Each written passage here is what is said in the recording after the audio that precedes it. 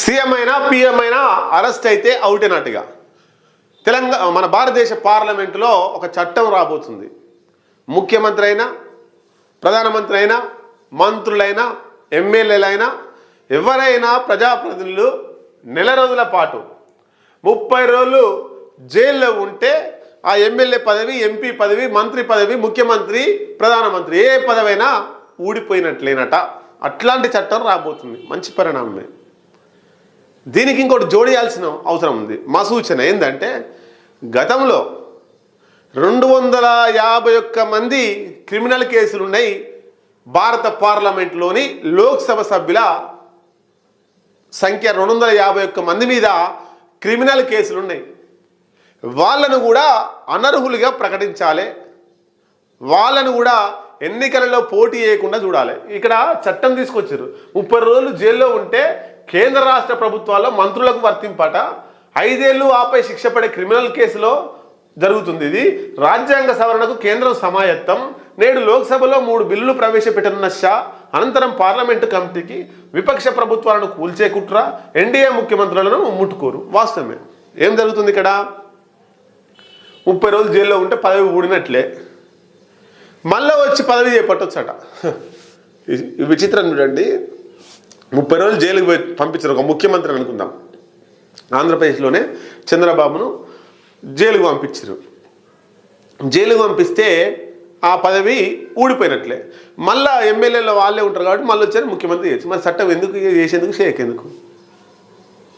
ఇక్కడ ఏం sketch BJP లేదంటే ఎన్డీఏ ఈ బీజేపీ పాలిత ప్రాంతాలలో బీజేపీ ముఖ్యమంత్రులు, బీజేపీ పక్షాల ముఖ్యమంత్రులు, నితీష్ కుమార్, చంద్రబాబు ఇట్లాంటి ముఖ్యమంత్రులు వీళ్ళని ముట్టుకోరు అన్నట్టుగా.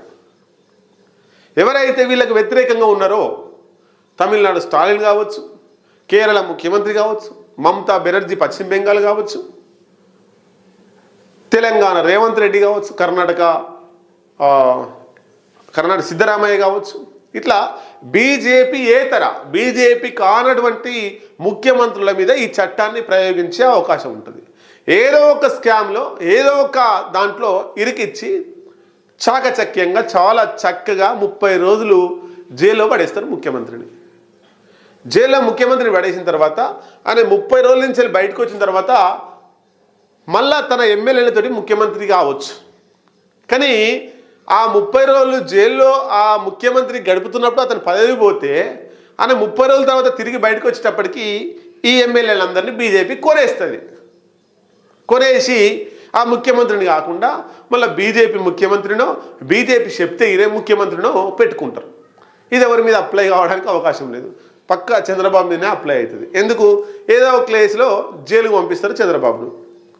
జైలుకు పోయి 30 రోజులు ఆయన బయటకు వచ్చే లోపు అందరినీ బీజేపీ వాళ్ళు భయపెట్టి ఆ ఎమ్మెల్యేల మీద సిబిఐ దాడులు, ఏసీబీ దాడులు, ఈడీ దాడులు, అనేక దాడులు చేసి పవన్ కళ్యాణ్ని ముఖ్యమంత్రి చేస్తారు. ఇక బయటకు చంద్రబాబు వచ్చి చూస్తారు, ఎవరో టీడీపీలు అంతా మొత్తం జనసేన అయిపోయారేంద్రు, నా పదవి పోయింది అనుకోవాలన్నట్టు. అంటే బీజేపీ కుట్రలో భాగమే ఇదంతా కూడా. ఒక చంద్రబాబుకి కాదు, బీజేపీకి అనుకూలంగా లేనటువంటి అందరికి కూడా అవుతాయి, అనుకూలంగా ఉన్న వాళ్ళకి కూడా అవుతాయి. కాస్త లేట్ అవుతాయి. ఫస్ట్ అనుకూలంగా లేని వాళ్ళని చేస్తారు, వాళ్ళని డిస్టర్బ్ చేస్తారు, వదిలేస్తారు.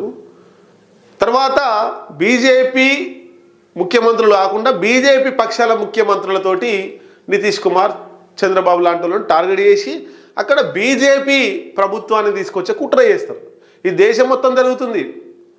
ఇలా కాంగ్రెస్ పార్టీకో, సిపిఎం కేరళకో, లేకపోతే డిఎంకే స్టాలిన్కో, మమతా బెనర్జీ తృణమూల్ కాంగ్రెస్కో జరగడం ఊరుకుంటే వీళ్ళు అయిపోయిన తర్వాత నెక్స్ట్ బీజేపీ పక్షాలే కదా. బీజేపీ అన్ని రాష్ట్రాలలో రావాలనుకుంటుంది. డబుల్ ఇంజన్ సర్కార్, కేంద్రంలో రాష్ట్రంలో రావాలనుకుంటుంది. ఇక వచ్చేసరి ఎట్లా కేంద్రంలో పోయేటట్టే కనబడుతుంది ఈ ఓట్ల చోరుతోటి. రాష్ట్రాలలో రావాలనుకుంటుంది. ఈ రాష్ట్రాలలో రావాలనుకున్నప్పుడు బీజేపీ ఉండాలని ఆంధ్రప్రదేశ్ ఉందండి. ఆంధ్రప్రదేశ్లో బీజేపీ ముఖ్యమంత్రి ఉంటే బీజేపీకి లాభమా? బీజేపీకి చెప్తే ఈయన ముఖ్యమంత్రి ఉంటే లాభం, చంద్రబాబు ఉంటే లాభమా? అంటే బీజేపీ ముఖ్యమంత్రి ఉంటేనే బీజేపీలకు లాభం. ఎంతసేపు చంద్రబాబు మీద ఆధారపడాలి అనేటువంటిది ఒకటి ఉంటుంది. కాబట్టి చంద్రబాబును ఎట్లా నాశనం చేయాలని ఉంటుంది. నితీష్ కుమార్ ఉంటే లాభమా, అక్కడ బీజేపీ ప్రభుత్వం ఉంటే లాభమా?